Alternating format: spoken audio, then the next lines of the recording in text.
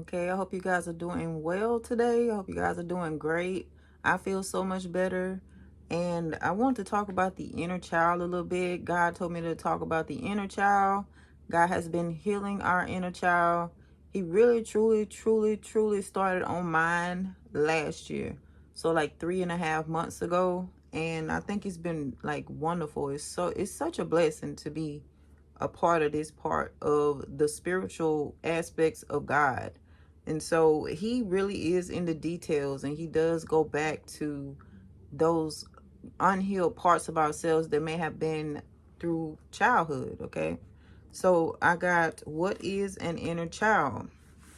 Your inner child is a part of your subconscious that has been picking up messages way before it was able to fully process what was going on.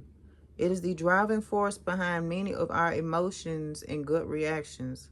It holds emotions, memories, and beliefs from the past, as well as hopes and dreams for the future.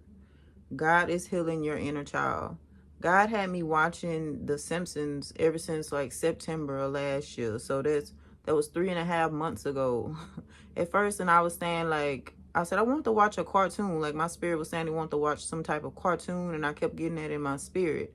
And I said SpongeBob at first. I said I want to watch SpongeBob, but God went all the way back from whenever I was a child, and I used to watch The Simpsons. And so when I started watching that and putting that on, it really softened my heart, and it brought back some good memories and helped me to heal those little aspects of my inner child. Okay, so the inner child healing is the release of the past hold on your present life. It is the reconciliation of the little wounded child and the adult that the child has become, in a way that the adult is able to more fully function as he or she should, as a thriving, joyful, engaged in the world grown up. Okay, so this is amazing. You can also go to Matthew 18:4. You can read the whole thing of Matthew, but it speaks about anyone. It says, so anyone who becomes as humble as this little child is the greatest in the kingdom of heaven. So yes, these little details matter to God, and it matters to like your self growth and things like that, for inner growth. God calls us to have childlike faith. Okay, being childlike means resembling, suggesting, or appropriate to a child or childhood, especially marked by innocence, trust, or ingenuousness. Ingenuousness means unsuspecting or innocence. God is restoring our creativity, and being childlike brings out, renews, and strengthens our creativity. So God is also renewing our creativity. That's part of the renewal process that I was telling you guys about, the restoration that I was telling you all about, that God is doing in this year, in this season. A lot of you guys started last year too, just like me.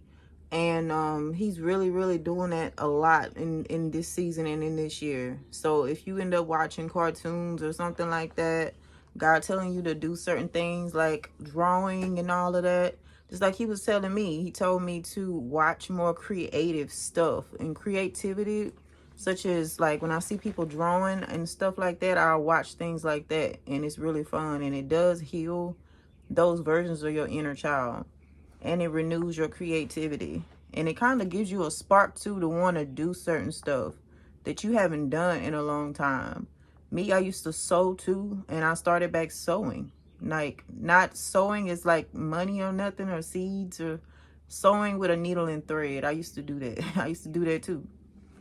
But I have here some of the most common signs that your inner child needs healing include unresolved emotions, negative self-talk or self-criticism, feelings of abandonment or rejection, low self-esteem, difficulty setting boundaries. Difficulty setting boundaries is a big one for a lot of people. Increased feelings of guilt, shame, or regret. Frequent conflict in relationships or the need to avoid relationships entirely. Unhealthy coping mechanisms. Participating in people-pleasing activities while ignoring your needs. People-pleasing is a big one too. You know, all of them are, but you know, the ones I'm mostly getting a pull towards: post-traumatic stress disorder, PTSD, addiction, anxiety, and depression, and other mental health issues.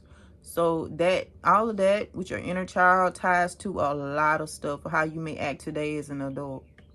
And God is healing that stuff, y'all. It's beautiful. Also, it says that you can reward your inner child occasionally to keep a healthy balance in your life. And one of the ways to do this is to engage in creative activities, as I was saying earlier. It says your inner child loves to create and imagine. So painting, drawing, writing, singing, dancing, and any other creative activity can help you to connect with your inner child. It says that it can be a great way to relieve stress and give your younger self a chance to play. Playing games. Playing games is an excellent way to let your inner child out to play. You can play board games, video games. I've been playing like little games too. My daughter, she be wanting to play Uno a lot, so I said we need to play Uno again.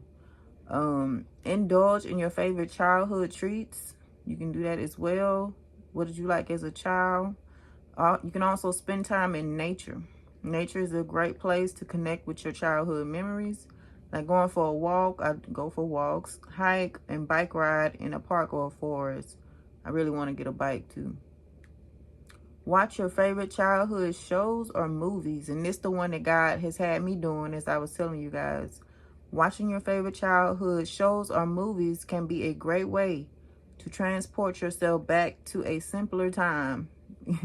It says to pop some popcorn, snuggle up in a blanket, and let yourself get lost in a classic movie or TV show. So yes, I know that some people talk about this in New Age, but like I was telling you guys before, they're not always wrong about certain stuff. Sometimes it's just, they just not connecting it with the right source, but a lot of times they do know what they're talking about, you know. And God told me that he's healing a lot of our inner child. He is softening our hearts in this season as well. And he also showed me something else last year that kind of brought back some shyness. Like I'm not fearful, but I do have some shyness still in me. Some, like, you know, not the bad kind, but just a little shyness up in me. And it kind of brought that back as well. But it's not bad. It's not to the point to where I don't want to do certain stuff because I'm afraid to do it. It's just like a little timid, you know, just being a little timid, or having, I don't know what you call it, probably meekness. It probably would be meekness or something like that. But God heals those versions of ourselves so that we can be our best selves, and so that he can work better within us and help us to grow, because he pays attention to all of these details as well. And I was telling you guys that spell work and stuff can make a person mean, and it could change up their whole entire outlook on life. And God comes in and heals all of that too. So there's really nothing that he can't heal. There's nothing that God cannot heal within us. If we let him do it and things like that, we allow him to come in and we're not resistant, he'll do it. You know, he will do it. But yes, December was good and rough, but it wasn't rough in like a warfare way. It was rough because of just natural spiritual stuff. But he started on a lot of you guys last year, and y'all probably got y'all's deliverances last year too in December. And it's probably seeped off into January, because that would be the perfect time to do that. Because I know that they say that January is not the real new year. I don't believe it's the real new year either. I believe that it is April, and December is just starting another cycle. It's a new cycle, whether we, you know, whether it goes by the regular map or not map, but calendar or not. But it's definitely another cycle. That's why I could feel all of it.